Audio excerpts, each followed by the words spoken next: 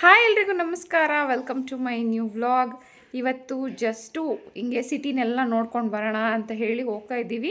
Stock home ಹೋಗ್ತಾ ಇದ್ದೀವಿ. First ಅಲ್ಲೇ ಇದ್ದಿದ್ದು ಇವರು, ನಿನ್ನೆ ಹೋಗಿದ್ವಲ್ಲ ಸದರ್ತಲ್ಲಿ ಅಂತ, ಅಲ್ಲಿದ್ದಿದ್ದು. ಸೊ ಇವತ್ತು ಸ್ಟಾಕ್ ಹೋಮ್ನೆಲ್ಲ ನೋಡಿಕೊಂಡು ಎಕ್ಸ್ಪ್ಲೋರ್ ಮಾಡ್ಕೊಂಡು ಬರೋಣ ಅಂತ ಹೋಗ್ತಾ ಇದ್ದೀವಿ. So let's go and explore the stock home. ಎಲ್ಲರೂ ರೆಡಿಯಾಗಿ ಈಗ ಕೆಳಗಡೆ ಬಂದಿದ್ದೀವಿ. ನಿನ್ನೆ ಹೋಗಿದ್ವಲ್ಲ ಅದೇ ಬಸ್ ಸ್ಟಾಪ್ಗೆ ಹೋಗಬೇಕು ಇವಾಗ. ಸ್ಟಾಲರ್ ಕಂಪಲ್ಸರಿ ಇರೋದ್ರಿಂದ ಅವನು ಸ್ಟಾಲರಲ್ಲಿದ್ದಾನೆ. ನನ್ನ ಹಸ್ಬೆಂಡು ಅವನನ್ನು ಕರ್ಕೊಂಡು ಹೋಗ್ತಾ ಇದ್ದಾರೆ. ನಾನು ಇವಳನ್ನ ಕರ್ಕೊಂಡು ಬರ್ತಾ ಇದ್ದೀನಿ. ಸೊ ಸೇಮ್ ಬಸ್ ಸ್ಟಾಪಲ್ಲಿ ವೆಯ್ಟ್ ಮಾಡ್ತಾ ಇದ್ದೀವಿ. ಇವನಿಗೆ ಬ್ಲ್ಯಾಕ್ ಆ್ಯಂಡ್ ವೈಟ್ ಹಾಕಿದ್ದೆ, ಡ್ರೆಸ್ಸು ಚೆನ್ನಾಗಿ ಕಾಣಿಸ್ತಾ ಇತ್ತು. ಸೊ ಬಸ್ ಸ್ಟ್ಯಾಂಡಲ್ಲಿ ಇವಾಗ ಇದ್ದೀವಲ್ಲ, ನೆಕ್ಸ್ಟ್ ನಮ್ಮ ಬಸ್ಸು ಎಷ್ಟು ನಿಮಿಷ ತೋರಿಸ್ತಾ ಇದೆ ಅಂತ ನೋಡೋಣ. 6 ಮಿನಿಟ್ಸಲ್ಲಿ ನಮ್ಮ ಬಸ್ಸು ಬರುತ್ತೆ. ನೆನ್ನೆ ತಗೊಂಡಿದ್ದಂಥ ಕಾರ್ಡಲ್ಲೇ ರೀಚಾರ್ಜ್ ಮಾಡಿಕೊಂಡು ನಾವು ಎಷ್ಟು ದಿನ ಬೇಕಾದ್ರೂ ಟ್ರಾವೆಲ್ ಮಾಡ್ಬೋದು. ಇವಳು ವಿಂಡೋ ಸೀಟ್ ಪಕ್ಕದಲ್ಲಿ ಕೂತ್ಕೊಂಡು ಫುಲ್ಲು ಸೈಟ್ಸ್ ಎಂಜಾಯ್ ಮಾಡ್ತಾ ಇದ್ದಾಳೆ. ಇನ್ನು ಇವರು ಸ್ಟಾಲರನ್ನು ಇಟ್ಕೊಂಡು ಅಲ್ಲಿ ನಿಂತಿದ್ದಾರೆ. ಈಗ ತುಂಬ ಸೆಂಟ್ರಮ್ಗೆ ಬಂದಿದ್ದೀವಿ. ನೋಡಿ, ಇಲ್ಲಿ ಕಾರ್ಡನ್ನು ಸ್ಕ್ಯಾನ್ ಮಾಡಿದ್ರೆ ಸಾಕು, ಈ ರೀತಿ ಆಟೋಮೆಟಿಕ್ ಆಗಿ ಡೋರು ಓಪನ್ ಆಗುತ್ತೆ.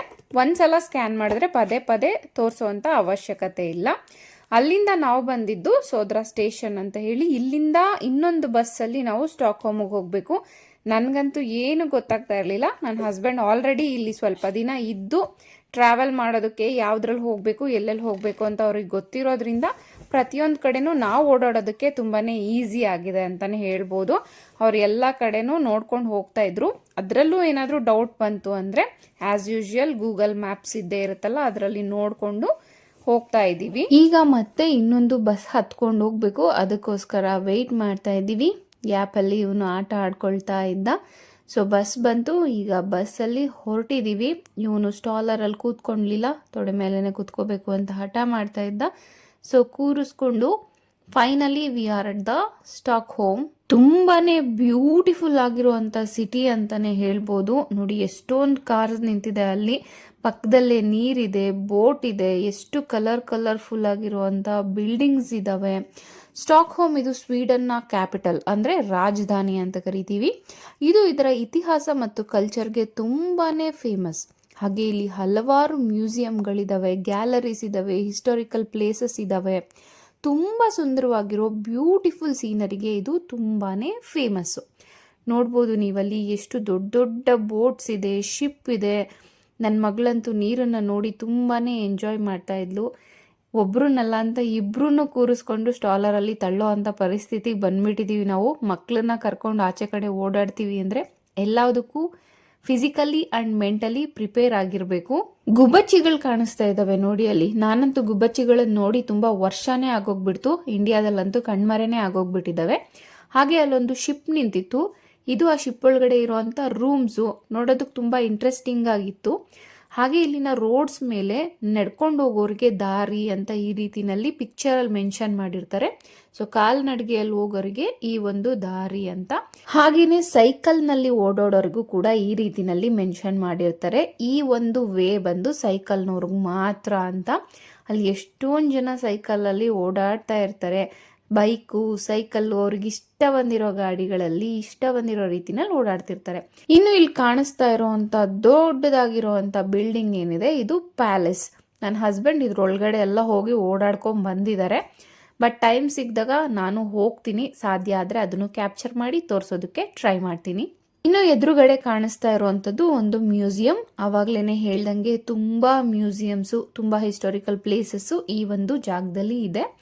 ಹಾಗೆ ಇಲ್ಲಿ ನೀರಿನ ಮೇಲೆ ಓಡಾಡೋದಕ್ಕೆ ಬೋಟ್ಸ್ ಎಲ್ಲ ಇದೆ. ತುಂಬ ಜನ ಇಲ್ಲಿ ರೈಡ್ ಎಲ್ಲ ಹೋಗಿ ಬರ್ತಾ ಇದ್ರು. ಆ ಕಡೆ ಈ ಕಡೆ ಸುತ್ತಮುತ್ತ ಇರೋದನ್ನೆಲ್ಲದನ್ನು ನೋಡೋದಕ್ಕೆ. ನಾವೀಗ ನಿಂತಿರೋದು ಪ್ಯಾಲೇಸಿನ ಮುಂಭಾಗದಲ್ಲಿ ನಿಂತಿದ್ದೀವಿ. ಇದರ ಎಂಟ್ರೆನ್ಸ್ ಇದು. ನೋಡ್ಬೋದು, ಇಬ್ರು ಸೋಲ್ಜರ್ಸ್ ಆ ಕಡೆ ಈ ಕಡೆ ನಿಂತಿದ್ದಾರೆ. ಹತ್ರ ಹೋಗೋದಕ್ಕೆ ಭಯ ಆಯಿತು, ಅದಕ್ಕೆ ದೂರದಿಂದನೇ ಕ್ಯಾಪ್ಚರ್ ಮಾಡ್ತಾ ಇದ್ದೀನಿ. ಅಲ್ಲಿಂದ ಸ್ವಲ್ಪ ದೂರಕ್ಕೆ ಬಂದರೆ ನೊಬೆಲ್ ಪ್ರೈಸ್ ಮ್ಯೂಸಿಯಂಗೆ ದಾರಿ ಅಂತ ಇತ್ತು. ಸೊ ಅದನ್ನು ನೋಡೋದಕ್ಕೆ ಅಂತ ಹೋಗ್ತಾ ಇದ್ದೀವಿ. ಎಲ್ಲೆಲ್ಲಿ ದಾರಿ ಕಾಣಿಸುತ್ತೋ ಅಲ್ಲೆಲ್ಲ ಹೋಗ್ತಾ ಇದ್ವಿ, ಸಂದಿಗೊಂದಿಯಲ್ಲೆಲ್ಲ ಹೋಗ್ತಾ ಇದ್ವಿ. ಇದೇ ನೊಬೆಲ್ ಪ್ರೈಸ್ ಮ್ಯೂಸಿಯಂ. ಅಂದರೆ ಈ ಒಂದು ದೇಶದಲ್ಲಿ ಯಾರ್ಯಾರಿಗೆಲ್ಲ ನೊಬೆಲ್ ಪ್ರೈಸಸ್ ಬಂದಿದೆ ಅದನ್ನೆಲ್ಲ ಇಲ್ಲಿ ಸೇಫ್ ಆಗಿ ಇಟ್ಟಿದ್ದಾರೆ. ಇದ್ರ ಒಳಗಡೆ ಹೋಗೋಕ್ಕಾಗಲಿಲ್ಲ. ಹಾಗೆಯೇ ಇದು ಹಿಸ್ಟೋರಿಕ್ ಓಲ್ಡ್ ಟೌನ್ ಗಮ್ಲಾಸ್ಥಾನ್ ಅಂತ ಹೇಳಿಬಿಟ್ಟು ಈ ಒಂದು ಸ್ವೀಡನ್ಗೆ ಬೆಸ್ಟ್ ಟೈಮ್ ಟು ವಿಸಿಟ್ ಅಂದರೆ ಏಪ್ರಿಲಿಂದ ಸೆಪ್ಟೆಂಬರ್ವರೆಗೂ. ಯಾಕೆ ಅಂದರೆ ಸಮ್ಮರ್ ಇರುತ್ತೆ. ಉಳಿದಿರೋ ತಿಂಗಳುಗಳಲ್ಲಿ ಮಳೆ ಮತ್ತು ಚಳಿ ಶುರುವಾದರೆ ಅಂತೂ ಫುಲ್ಲು ಸ್ನೋಫಾಲ್ ಆಗ್ತಿರೋದ್ರಿಂದ ಇಲ್ಲಿಗೆ ಬರೋದಂತೂ ನೆನೆಸ್ಕೊಂಡ್ರೇ ಭಯ ಆಗಬೇಕು. ಯಾಕೆಂದರೆ ನನ್ನ ಹಸ್ಬೆಂಡ್ ಇಲ್ಲಿದ್ದಾಗ ಡಿಸೆಂಬರ್ ಟೈಮಲ್ಲಿ ನೋಡಿಬಿಟ್ಟಿದ್ದೀನಿ ನಾನು. ಆಚೆ ಕೂಡ ಬರೋದಕ್ಕಾಗೋದಿಲ್ಲ. ಹಾಗೆ ಈ ಸ್ಟಾಕ್ ಹೋಮ್ ಏನಿದೆ ಇದು ಅತ್ಯಂತ ದೊಡ್ಡ ಸಿಟಿ. ಇಲ್ಲಿ 10 ಲಕ್ಷಕ್ಕೂ ಹೆಚ್ಚು ಜನಸಂಖ್ಯೆಯನ್ನು ಹೊಂದಿದೆ ಅಂತ ಇದು ನಾರ್ತ್ ಯುರೋಪಿನ ಬ್ಯೂಟಿಫುಲ್ ಸಿಟಿ, ಹಾಗೆ ಅತಿ ದೊಡ್ಡ ಸಿಟಿ ಕೂಡ ಆಗಿದೆ ಅಂತ ಹೇಳ್ತಾರೆ. ನೋಡ್ಬೋದು ಇಲ್ಲಿ ಬ್ಯೂಟಿಫುಲ್ ಆಗಿರುವಂಥ ಎಷ್ಟು ಕಲರ್ಫುಲ್ ಬಿಲ್ಡಿಂಗ್ ಇದೆ. ಹಾಗೆ ಏನೇನೋ ಆರ್ಕಿಟೆಕ್ಚರ್ ಇದೆ. ಇಲ್ಲಿ ಸಿಂಹದ ಬಾಯಲ್ಲಿ ನೀರು ಬರ್ತಾ ಇದೆ. ಎಲ್ಲದನ್ನು ನೋಡಿಕೊಂಡು ಅಲ್ಲೇ ಸ್ವಲ್ಪ ಹೊತ್ತು ಕೂತಿದ್ದು ಆಮೇಲೆ ಹೊಟ್ಟೆ ಹಸಿಯೋದಕ್ಕೆ ಶುರುವಾಯಿತು. ಸಿಟಿನೂ ನೋಡ್ದಂಗೆ ಇರುತ್ತೆ, ಹಾಗೆ ತಿನ್ನೋದಕ್ಕೆ ಏನಾದರೂ ಜಾಗ ಹುಡುಕೊಂಡಂಗೂ ಇರುತ್ತೆ ಅಂತ ಹೇಳಿ ಹೊರಟಿದ್ದೀವಿ. ಆ ಕಡೆ ಈ ಕಡೆ ಬಿಲ್ಡಿಂಗ್ ಇರುತ್ತೆ, ಮಧ್ಯದಲ್ಲಿ ಈ ಥರ ರೋಡು, ಕಾಲ್ನಡಿಗೆಯಲ್ಲಿ ಎಲ್ಲಿ ಬೇಕಾದರೂ ನಡ್ಕೊಂಡು ಹೋಗ್ಬೋದು. ಅಲ್ಲಿ ಇಲ್ಲಿ ಎಲ್ಲೋ ಒಂದೊಂದು ವೆಹಿಕಲ್ಸ್ ಬರ್ತಾ ಇರುತ್ತೆ ಅಷ್ಟೇ. ಯಾರೂ ಕೂಡ ಹಾರ್ನ್ ಮಾಡೋದಿಲ್ಲ ಇಲ್ಲಿ. ಹಾಗೆ ಹೇಳಿದ್ನಲ್ಲ, ನಾವು ರೋಡ್ ಕ್ರಾಸ್ ಮಾಡ್ತಾ ಇದ್ದೀವಿ ಅಂದರೆ ಅವರು ಸ್ಟಾಪ್ ಮಾಡ್ತಾರೆ. ಎಲ್ಲೂ ಟ್ರಾಫಿಕನ್ನು ನೋಡಲಿಲ್ಲ. ಇಲ್ಲಿ ಕಾಣಿಸ್ತಾ ಇರೋವಂಥ ಶಾಪ್ಸ್ ಎಲ್ಲವುದು ಆ್ಯಂಟಿಕ್ ಶಾಪ್ಸು. ತುಂಬ ಹಳೆಯ ಕಾಲದ ವಸ್ತುಗಳನ್ನೆಲ್ಲದನ್ನು ಇಲ್ಲಿ ನೀಟಾಗಿ ಸ್ಟೋರ್ ಮಾಡಿ ಪ್ರದರ್ಶನವನ್ನು ಮಾಡ್ತಾ ಇರ್ತಾರೆ. ಸೊ ಅದೆಲ್ಲದನ್ನು ನೋಡಿಕೊಂಡು ಈಗ ಹೋಗ್ತಾ ಇದ್ದೀವಿ. ಇದೆಲ್ಲ ತುಂಬಾ ಹಳೆಯ ಕಾಲದ ಬಿಲ್ಡಿಂಗ್ಸು. ಹಾಗೆ ರೋಡ್ ಕೂಡ ನೋಡ್ಬೋದು, ಕಲ್ಲಲ್ಲಿ ಮಾಡಿದ್ದಾರೆ. ಇದ್ರ ಮೇಲೆ ನಡ್ಕೊಂಡು ಹೋಗ್ತಾ ಇದ್ದೀವಿ. ಬಿಸಿಲಂತೂ ತುಂಬಾ ಚೆನ್ನಾಗಿತ್ತು. ಅಲ್ಲಲ್ಲಿ ಕೆಫೆಗಳು, ಕೆಲವೊಂದೊಂದು ಚಿಕ್ಕ ಚಿಕ್ಕ ಶಾಪ್ಸ್ ಎಲ್ಲದು ಇದ್ದಾವೆ. ಇಲ್ಲಿ ಕಾಣುವಂಥ ಒಂದು ಬಿಲ್ಡಿಂಗಿನ ಆರ್ಕಿಟೆಕ್ಚರನ್ನು ನೋಡಿ ಎಷ್ಟು ಚೆನ್ನಾಗಿದೆ. ಹಾಗೆ ಈ ಬಿಲ್ಡಿಂಗಿನ ಮುಂದೆ ನೀರೆಲ್ಲ ಹರಿಯೋದಕ್ಕೆ ಬ್ರಿಡ್ಜ್ ಥರ ಎಲ್ಲ ಮಾಡಿದ್ದಾರೆ.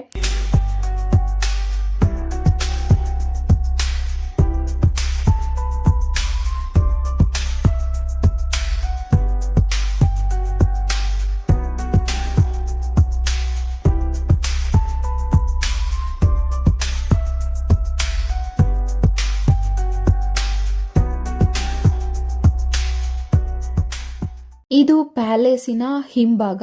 ಒಳಗಡೆಯಿಂದ ಎಂಟ್ರಿ ಆದರೆ ಹೊರಗಡೆಯಿಂದ ಎಕ್ಸಿಟ್ ಆಗುವಂಥ ಒಂದು ಜಾಗ. ಅದಾದಮೇಲೆ ನಾವು ಇಲ್ಲಿ ಬ್ರಿಡ್ಜ್ ಕಾಣಿಸ್ತಾ ಇದೆಯಲ್ಲ, ಇದ್ರ ಮೇಲಿಂದ ರೋಡ್ ಕ್ರಾಸ್ ಮಾಡಿಕೊಂಡು ಹೋಗಬೇಕು. ಅಕ್ಕಪಕ್ಕದಲ್ಲಿ ಒಳ್ಳೆ ಸೀನರಿ ಇದೆ.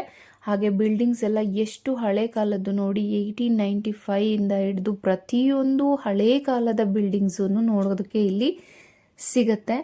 ಸಿಟಿನ ನೋಡ್ತಾ ನೋಡ್ತಾ ವಾಕ್ ಮಾಡ್ತಾ ಇದ್ರೆ ಸುಸ್ತು ಕೂಡ ಆಗೋದಿಲ್ಲ. ಯಾಕೆ ಅಂದರೆ ಹೊಸ ಜಾಗ ಆಗಿರೋದ್ರಿಂದ ನಮಗೆ ಕ್ಯೂರಿಯಾಸಿಟಿ ಜಾಸ್ತಿ ಇರುತ್ತೆ. ಅದೇನು ಇದೇನು, ಇಲ್ಲಿ ಎಷ್ಟು ಚೆನ್ನಾಗಿದೆ, ಅಲ್ಲಿ ಹೇಗಿದೆ ಅಂತ. ನೋಡಿ, ಸೈಕಲಲ್ಲಿ ಓಡಾಡೋರೆಲ್ಲ ಎಷ್ಟೊಂದು ಜನ ಇಲ್ಲಿ ಸೈಕಲನ್ನು ತಗೊಂಡು ಓಡಾಡ್ತಾ ಇರ್ತಾರೆ.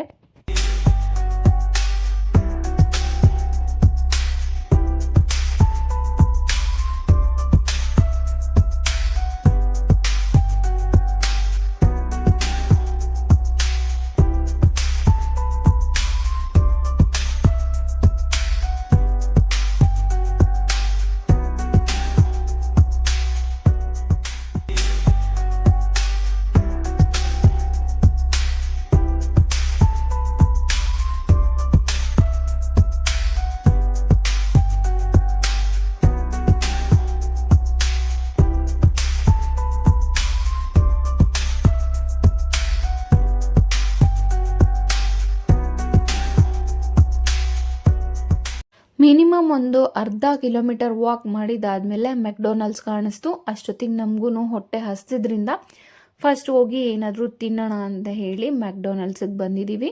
ಒಳಗಡೆ ಎಲ್ಲ ಈ ರೀತಿನಲ್ಲಿದೆ. ಹಾಗೆ ಫ್ರೀ ವೈಫೈ ಕೂಡ ಇತ್ತು. ನಾನು ಎಲ್ಲೋದ್ರೂ ಅದನ್ನು ಚೆಕ್ ಮಾಡ್ತಾ ಇದ್ದೆ. ಮಕ್ಕಳಿಬ್ರು ಮಲಗಿಬಿಟ್ಟಿದ್ದಾರೆ. ಇವನು ಸ್ಟಾಲರಲ್ಲಿ ಮಲಗಿದ್ದ, ಅವಳು ಚೇರ್ ಮೇಲೆ ಮಲಗಿಬಿಟ್ಟಿದ್ಲು. ನಿದ್ದೆ ಮಾಡಿದ್ರೆ ಇಬ್ರು ಒಟ್ಟಿಗೆ ನಿದ್ದೆ ಮಾಡ್ತಾರೆ. ಇವರಿಬ್ರು ಕರ್ಕೊಂಡು ಇಲ್ಲಿಗೆ ಬರೋ ಅಷ್ಟೊತ್ತಿಗೆ ನಮ್ಗೆ ಸಾಕಾಗಿ ಹೋಯಿತು. ಬಟ್ ಏನಾದರೂ ತಿನ್ಸೋಣ ಅಂದರೆ ತಿನ್ನೋದಕ್ಕೆ ಇಬ್ಬರೂ ಎದ್ದಿರಲಿಲ್ಲ. ಸೊ ಏನೂ ಮಾಡೋಕ್ಕಾಗಲ್ಲ ಅಂತ ಹೇಳಿಬಿಟ್ಟು ನಾವೇನೇ ಊಟ ಮಾಡ್ಕೊಂಡ್ವಿ. ಊಟ ಮಾಡಿಕೊಂಡು ಅಲ್ಲೇ ಸ್ವಲ್ಪ ಹೊತ್ತು ಕೂತಿದ್ದು ಆಚೆ ಬಂದರೆ ಅಲ್ಲೊಂದು ಟ್ರೈನ್ ಸ್ಟೇಷನ್ ಕಾಣಿಸ್ತಾ ಇತ್ತು. ಅಲ್ಲಿಗೆ ಹೋಗಬೇಕಂದ್ರೆ ಇಲ್ಲಿ ಈ ರೀತಿಯಲ್ಲಿ ಲಿಫ್ಟಲ್ಲಿ ಹೋಗಬೇಕು. ಬಟ್ ಈ ಲಿಫ್ಟು ತುಂಬಾ ಡಿಫ್ರೆಂಟ್ ಆಗಿತ್ತು. ನೋಡಿ, ಇದು ಹಾರಿಸಾಂಟಲ್ ಆಗಿರಲಿಲ್ಲ, ಈ ಥರ ಸ್ಲೈಡಿಂಗ್ ರೀತಿನಲ್ಲಿತ್ತು. ಈ ಥರದ ಲಿಫ್ಟನ್ನು ನಾನು ಎಲ್ಲೂ ನೋಡಿರಲಿಲ್ಲ. ಆಚೆ ಬಂದು ಇದು ಎಷ್ಟು ದೊಡ್ಡದಾಗಿದೆ ಅಂತ ನೋಡೋಣ ಅಂತ ಹೇಳಿ ವೆಯ್ಟ್ ಮಾಡ್ತಾ ಇದ್ದೆ. ಯಾಕೆಂದರೆ ತುಂಬಾ ಲಾಂಗ್ ಡಿಸ್ಟೆನ್ಸು ಬರೀ ಲಿಫ್ಟಲ್ಲೇನೆ. ಇನ್ನು ಎಸ್ಕಲೇಟರಲ್ಲಿ ಬರೋರಿಗೆ ಎಷ್ಟು ಲಾಂಗ್ ಡಿಸ್ಟೆನ್ಸ್ ಇರಬಹುದು ಅದನ್ನ ನೋಡೋಣ ಅಂತ ಹೇಳಿ ಕ್ಯೂರಿಯಾಸಿಟಿನಲ್ಲಿ ಹೋದೆ. ಇದು ಅಂಡರ್ಗ್ರೌಂಡ್ ಥರ ಇತ್ತು, ಫುಲ್ ಎಲ್ಲ ಬಂಡೆಗಳನ್ನು ಕೊರೆದು ಮಾಡಿರೋದು. ಈಗ ಎಸ್ಕಲೇಟರನ್ನು ತೋರಿಸ್ತೀವಿ ನೋಡಿ, ಕಣ್ಣಿಗೂ ಸಹ ಕಾಣಿಸೋದಿಲ್ಲ, ಅದು ಅಷ್ಟು ಹೈಟಿಂದ ಬರ್ತಾ ಇದ್ದಾರೆ. ನಾವೇನೋ ಲಿಫ್ಟಲ್ಲಿ ಬಂದುಬಿಟ್ವಿ, ಮಕ್ಕಳಿರೋದ್ರಿಂದ ಸ್ಟಾಲರ್ ಬೇರೆ ಇತ್ತಲ್ಲ, ಹಾಗಾಗಿ ತುಂಬಾ ಒಂಥರ ಡಿಫ್ರೆಂಟ್ ಅನ್ನಿಸ್ತು, ತುಂಬಾ ಯುನೀಕ್ ಆಗಿದೆ. ಹಾಗೆ ನಾವು ಹೋಗಬೇಕಾಗಿದ್ದಂಥ ಟ್ರೈನ್ ಕೂಡ ಬಂದು ನಿಂತಿದೆ. ಜಸ್ಟ್ ನಮ್ಮ ಮೆಟ್ರೋ ಯಾವ ರೀತಿನಲ್ಲಿರುತ್ತೆ ಅದೇ ರೀತಿನಲ್ಲಿರುತ್ತೆ, ಎಲ್ಲದನ್ನು ಎಕ್ಸ್ಪೀರಿಯನ್ಸ್ ಮಾಡೋದಕ್ಕೆ ಸಿಗ್ತಾ ಇದೆ. ಸೊ ಅದೇ ಒಂದು ಖುಷಿ. ಹಾಗೆ ಪ್ರತಿಯೊಂದು ಕಡೆ ಇನ್ಫಾರ್ಮೇಟಿವ್ ಬೋರ್ಡ್ಸನ್ನು ಹಾಕಿರ್ತಾರೆ, ಲೆಫ್ಟು ರೈಟು ಡೈರೆಕ್ಷನ್ಸು. ಓದೋದಕ್ಕೊಂದು ಬಂದರೆ ಸಾಕು, ಯಾರ ಹೆಲ್ಪು ಇಲ್ದಂಗೆ ಇಲ್ಲಿ ಆರಾಮಾಗಿ ಓಡಾಡ್ಬೋದು. ಹಾಗೆ ತುಂಬಾ ಯೂಸ್ ಆಗುತ್ತೆ ಈ ಥರ ಬೋರ್ಡ್ಸನ್ನು ಹಾಕಿದರೆ. ಕೆಲವ್ರಿಗೆ ಓಡಾಡೋದಕ್ಕೆ ಗೊತ್ತಾಗುತ್ತೆ, ಕೆಲವರಿಗೆ ಓಡಾಡೋದಕ್ಕೆ ಗೊತ್ತಾಗೋದಿಲ್ಲ. ಸೊ ಸ್ಟಾಕ್ ಹೋಮ್ ಸಿಟಿಯನ್ನು ನೋಡಿಕೊಂಡು ಈಗ ಸೊದರ್ತಲ್ಲಿಗೆ ಹೋಗ್ತಾ ಇದ್ದೀವಿ. 2 ಮಿನಿಟ್ಸಲ್ಲಿ ನಮ್ಮ ಟ್ರೈನ್ ಬರುತ್ತೆ. ಟ್ರೈನ್ ಒಳಗಡೆ ಇದ್ದೀವಿ. ಸ್ಟಾಕ್ ಹೋಮ್ ಸಿಟಿಯನ್ನು ನೋಡಿಕೊಂಡು ಈಗ ಮನೆಗೆ ವಾಪಸ್ ಹೋಗ್ತಾ ಇದ್ದೀವಿ. ಸ್ಟಾಕ್ ಹೋಮ್ನೆಲ್ಲ ಸುತ್ತಾಡಿಕೊಂಡು ಸಿಟಿನೆಲ್ಲ ನೋಡಿಕೊಂಡು ಜಸ್ಟ್ ಮನೆಗೆ ಬಂದ್ವಿ. ಬರೀ ಸಿಟಿ ನೋಡೋದಾಗಿದ್ದರೆ ಆರಾಮಾಗಿ ನಾನು ಅವರು ಹೋಗಿ ನೋಡ್ಕೊಂಬರ್ಬೋದಾಗಿತ್ತು. ಜೊತೆಗೆ ಮಕ್ಕಳನ್ನು ಮ್ಯಾನೇಜ್ ಮಾಡ್ಕೊಂಬರೋದಿದೆಯಲ್ಲ, ತುಂಬಾ ಸುಸ್ತಾಗುತ್ತೆ. ನೋಡಿದ್ರಲ್ವ, ಒಂದೊಂದು ಸತಿ ಸ್ಟಾಲರಲ್ಲಿ ಇವನು ಕೂತ್ಕೊತಾನೆ, ಅವಳು ನೆತ್ಕೊಂಡಿರ್ತೀವಿ, ಇಲ್ಲ ಅವಳು ಕೂತ್ಕೊಂಡಿರ್ತಾಳೆ, ಇವಳು ನೆತ್ಕೊಂಡಿರ್ತೀವಿ. ಇದೇ ಥರ ಮ್ಯಾನೇಜ್ ಮಾಡ್ಕೊಂಡು ಬರೋದೇ ಆಗುತ್ತೆ. ಸೊ ಇದಾಗಿತ್ತು ಇವತ್ತಿನ ವ್ಲಾಗ್. ಸಿಗ್ತೀನಿ ಮತ್ತೆ ಮುಂದಿನ ವ್ಲಾಗಲ್ಲಿ. ಅಲ್ಲಿವರೆಗೂ ಥ್ಯಾಂಕ್ ಯು ಸೋ ಮಚ್.